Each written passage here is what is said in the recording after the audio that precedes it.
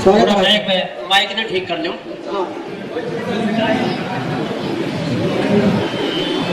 हाँ भाई ओके। अर्ज किया है न चीन से डरते हैं न चीन के भाई से डरते हैं।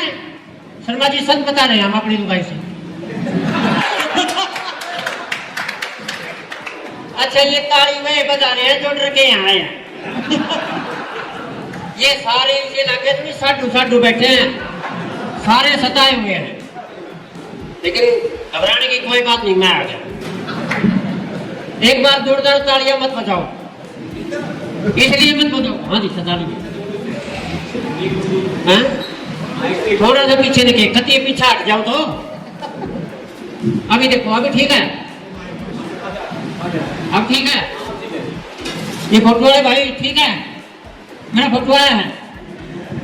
हाँ बड़ा है, इसको पता है मेरा रंगीन कैमरे से भी अक्सर आवा है। क्या बात है।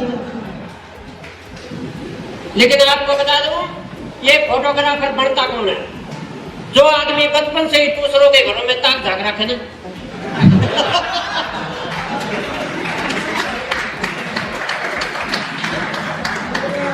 लेकिन ये भाई तो ऐसा लग रहा है जैसे डिप्लोमा होल्डर। आप कभी देख लेना, ब्याह शादी हो चाहे कोई प्रोग्राम हो, सबसे पहले फोटोग्राफर किया जाता है।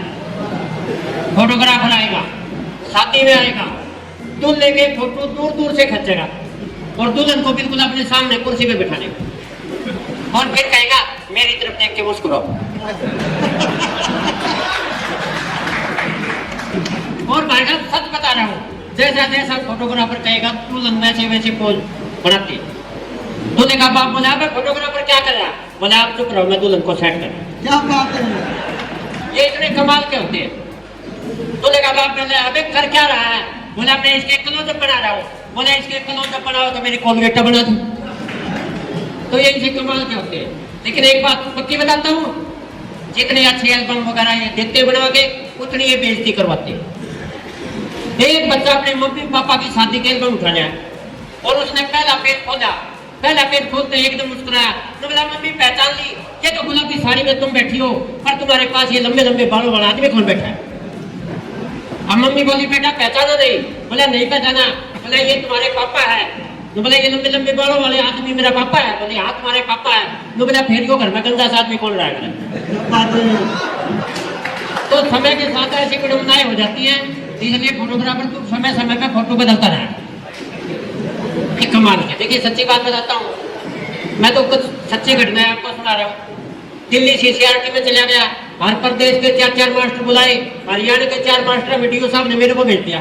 अब यो कविता पाठ करे तो उसके लिए सुनावा ही ने भेज दो। अब वहां जाके गेट टू गैदरिंग हुई, एक दूसरे का परिचय ले रहे थे। तो एक अरविंद पटेल आए हुए थे गुजरात से, वो मेरे से मिले।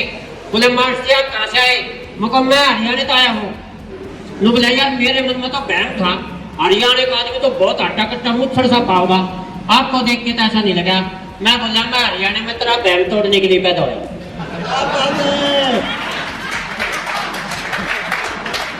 सर 1 महीना ट्रेनिंग पे रहे, पट्टे से बात नहीं किया, क्योंकि हरियाणा मस्ती का प्रदेश था। वो ताऊ अपने हरियाणा का दिल्ली में खड़ा, एक आया रिक्शा वाला, अब उस ताऊ तो ही तो बोला ताऊ वो तो मीनार की शोर पड़ेगी। ताऊ ने बोला तू गेर ना किंग चावे। क्या बात है। देखो मैं ताली बजाने की नहीं कहूँगा आपने, लेकिन मैंने जब ताली बजानी होगी ना मैं न्यू एक्शन कर लूंगा। आप ताली पीट दो। हाँ समझ गए। देखो सारे समझदार रहा। देखो मुझे ऐसा लग रहा है कि यहाँ पर वाकई भले कम है, लेकिन जब कम आदमी कविता सुनते तो ऐसा लगता है सारे कौरव बैठे, लेकिन गाने होते चला न वो पांडव बैठे, लेकिन गाने होते चला कौरव। लेकिन आज सारे पांडव बैठे हैं। बहुत अच्छे कविता पाठ होगी, बहुत अच्छी टीम। ये बैठे हमारे भीषम, ये ना बैठा सुखनी, महाभारत कड़े से संग होगी। लेकिन ये वाकई मस्ती का प्रदेश है भाई। तुम भी अपने देखो, मेरे पास गीत है, गजल है, ठुमरी है, शायरी है, तो कव्वाली है। वो भाई साहब आगे ना जाओ, तो कुर्सी खाली है। क्या बात है। अच्छा नहीं आते तो बताओ, कोई बात नहीं, हम तो अपने ऐसे ही करते हैं। अच्छा सर सच्ची बात बताऊं तो शाम भिवाड़ी के पास एक जगह है, वहां कवि सम्मेलन में बुला लिया। बहन जी काटी, बहन जी आपको प्रणाम करता हूँ और तुम्हें करे के सकूं। तो बहन जी वहां 2 साल में बुला लिया। अब वहां बहुत बढ़िया कवि सम्मेलन जगह है, भाई तुम व्यवस्था बना लो, देश का भविष्य है, मेरा वर्तमान खराब करो हो, एक में बैठ जाओ ढंगता है। अरे सालों बड़ों से पीछे बैठे। तो बहन जी 2 साल कवि सम्मेलन में चला गया, सारे कवियों ने पब्लिक को खूब हंसाया, लेकिन एक बिल्कुल आगे बैठा, जितने फोटोग्राफर बैठा ना इसी जगह बैठा है, और उसका क्या एक्शन,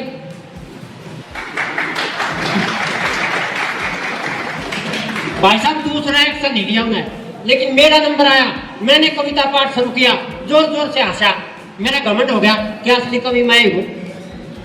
तो कवि सम्मेलन समाप्त होने के बाद मुझे प्रधान जी को बताई, प्रधान जी ये आदमी किसी से नहीं हंसा था, मेरा कविता पाठ पर हंसा। तो प्रधान जी ने 1 मिनट में घमंड तोड़ दिया। न बोला मास्टर जी सच्ची बात बताओ, वो बताओ। न बोला यो बेचारा तो गुंगार बह रहा है, तेरी कविता पे नहीं तेरी शक्ल देख हंस लिया होगा। क्या बात है मास्टर जी, अरे वाह। तो ऐसी ऐसी फिल्म नहीं हो जाती है।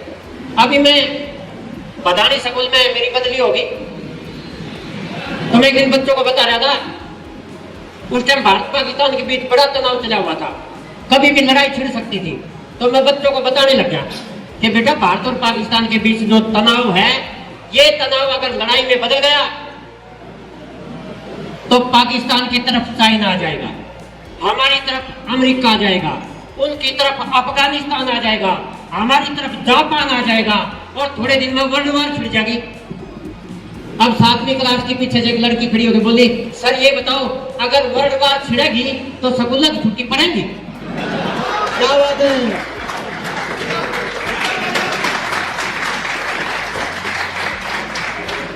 भाई साहब मेरा कोई कसूर नहीं है, देखो आदमी आदमी का माड़ा गाला है, फिर भी आप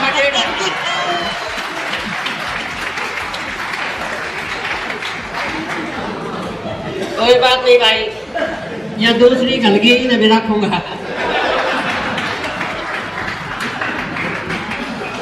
मैंने तो ये माइक को काला क्यों करते हैं, ये हमेशा ब्लैक क्यों होता है, मैंने तो दिमाग से सोच के मैंने अंदाजा लगाया, और मैंने एक छोटे से शेर में बताया हाँ आपको कि माइक काला क्यों होता है, कि माइक के साथ इन कवियों ने बुरा सलूक किया है और फूक फूक मार के ये माइक ही फूक दिया।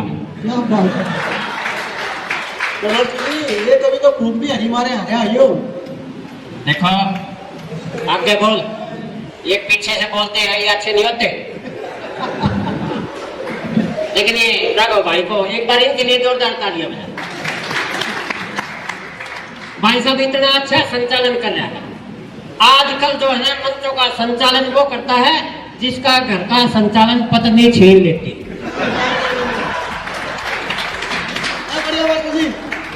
इसके साथ भी ऐसी व्यवस्था होती है। लेकिन सच्ची बात बताता हूँ सर मैं, बिल्कुल एक बार तो चमनप्रास की कंपनी वाले मेरे घर आ गए, कहने लगे मास्टर जी आप हमारे चमनप्रास की ऐड कर दो, हमारा चमनप्रास खूब बिकेगा। मैंने कहा भैया मुझे करना क्या है? बोले आपको कुछ नहीं करना, हम आपका फोटो खींचेंगे और हर एक चमनप्रास के डिब्बे पे चेप देंगे, नीचे लिख देंगे अगर चमनप्रास लिखा है तो इसे हो जाओ। क्या बात है।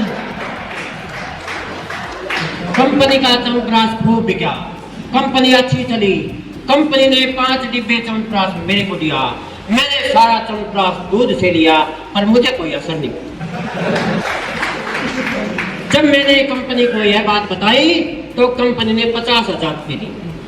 मगर ये किस बात के? बोले ये इस बात के अपना मुंह बंद रखना। क्या बात है।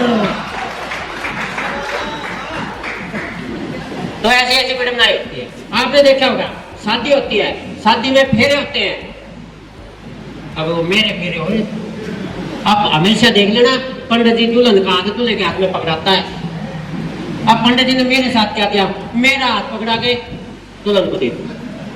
वो ये क्या किया पंडित जी? बोला चुप रह, यही तेरी रक्षा करेगी। भाई साहब उस दिन से मेरी रक्षा तो कर नहीं रही पर मेरी रिक्शा बना रखी। मैंने उसको कई बार कह दिया, पंडित जी ने रक्षा करने की कही थी, रिक्शा बनाने की नहीं कही, पर मान नहीं रही।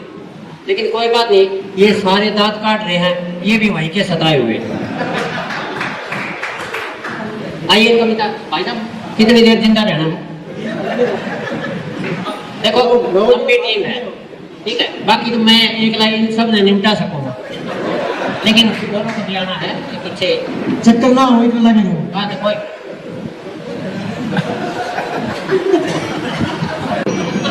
पीछे जो बोलता उससे घबराओ मत, आगे बढ़ते जाओ। मैं और झूठ बोलूं, अभी घर से शुरू करें बहन जी, एक बार देखो, मैं और झूठ बोलूं, मुझे कोई चाव नहीं है, काम से इनकार करूं, मेरा स्वभाव नहीं है, झाड़ू पोछा चूल्हा चौका उसके बाद बर्तन अपनी मर्जी से करता हूं, किसी का दबाव नहीं।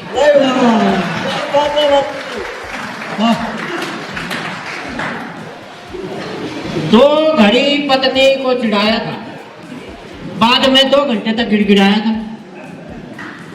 2 घड़ी ही पत्नी को चिढ़ाया था, बाद में 2 घंटे तक गिड़गिड़ाया था, फिर भी मामला नहीं सुलझा। भाई साहब रात का खाना होटल में खाया। तो इनको सताना नहीं चाहिए, इनको चिढ़ाना नहीं चाहिए, जाता इनको प्रणाम।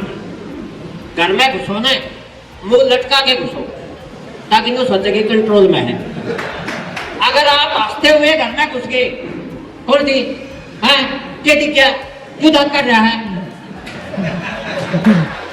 भाई साहब के समझ में आया? एक बार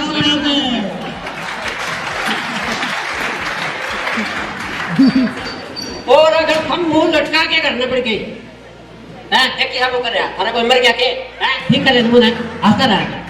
आप हंसोगे तो भी मरोगे, आप मुंह बंद रखोगे तो भी मरोगे, इसलिए मरना है तो अपने शान से मरो। एक कविता सुना देता हूँ सर, मेरी कविता का शीर्षक है प्रेम पत्र बनाम एप्लीकेशन।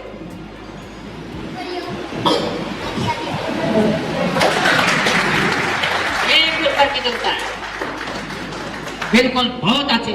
मोनू भाई, जब भी बादलगढ़ में कवि सम्मेलन होना है, ये श्रोता आने चाहिए। क्या बात है। असली श्रोता वो है होता जो पूरा कवि सम्मेलन सुन के अपने घर में जाके रोता, पत्नी से कहता है जान की बाजी खेल के आया हूँ, पूरे 12 कवियों को झेल के आया हूँ, चलो एक सरदर्द की गोली दे, मेरे माथे पे थोड़ा सा बाम लगा देना, और यदि मैं रात को भोग भोग मर जाऊं तो मास्टर महेंद्र के नाम लगा देना। क्या बात है।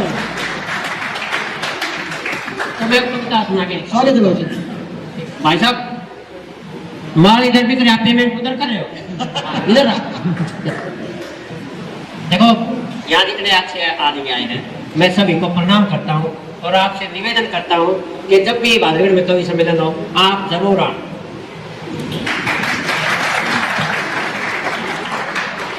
क्योंकि फिर अच्छे श्रोताओं की तलाश नहीं करनी पड़ेगी। तो एक कविता देखिए, कविता का शीर्षक है प्रेम पत्र बनाम एप्लीकेशन। एक नौवीं क्लास के छोरी ने 10वीं की छोरी तक प्रेम पत्र पकड़ा दिया। एक 9वीं क्लास के छोरी ने 10वीं की छोरी तक प्रेम पत्र पकड़ा दिया, और छोरी ने वो छोरा उन्हें खड़े खड़े थपड़ा दिया। फिर वो प्रेम पत्र और वो छोरा जाके पीटीआई मास्टर को पकड़ा दिया। अब तो पीटीआई मास्टर को बड़ा गुस्सा आया, लड़के को जोर से धमकाया, और जब प्रेम पत्र खोल के पढ़ा तो मंद मंद मुस्काया।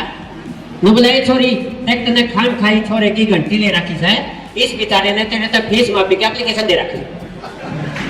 क्या बात है। यह सुनते छोरा घबराया, उसको एकदम पसीना आया। नुबला जी तो और भी चाड़ा पटेगा, ये मैंने हेडमास्टर काटेगा। ये तो ऐसा लगे से मेरा कॉल आ लिया, जब फीस माफी की एप्लीकेशन या छोरी ले रही है तो प्रेम पत्र हेडमास्टर राजा लिया। हेडमास्टर ने भी खूब मनाई कर दी, वो छोरे की घनी कुटाई कर दी। नुबला नालायक तने खसना था, किसी और गल्ला खस लेता, स्कूल में घड़े मास्टर बहन जी से, अरे तू हेडमास्टर ना तो बख्श देता। यह सुनकर छोरा करके खड़ा हो गया, हेडमास्टर की बैत पकड़ के खड़ा हो गया। हेडमास्टर बोला पकड़ा है, मेरी बैत ने पकड़ा है। छोरा हाथ जोड़ के बोला जी मैं इस कारण आपकी बैत के चिपट रहा सो, प्रेम पत्र पर तो मैंने दुनिया पिटती देखी, आज मैं तो एप्लीकेशन पे पिट रहा सो, मैं तो एप्लीकेशन पे पिट रहा था। लाइनें सुना के बैठ रहा हूं कि मुन्नी बदनाम हुई उसका हंसना नहीं जाता, शीला जवान हुई उसका बचपना नहीं जाता, और पप्पू पास हो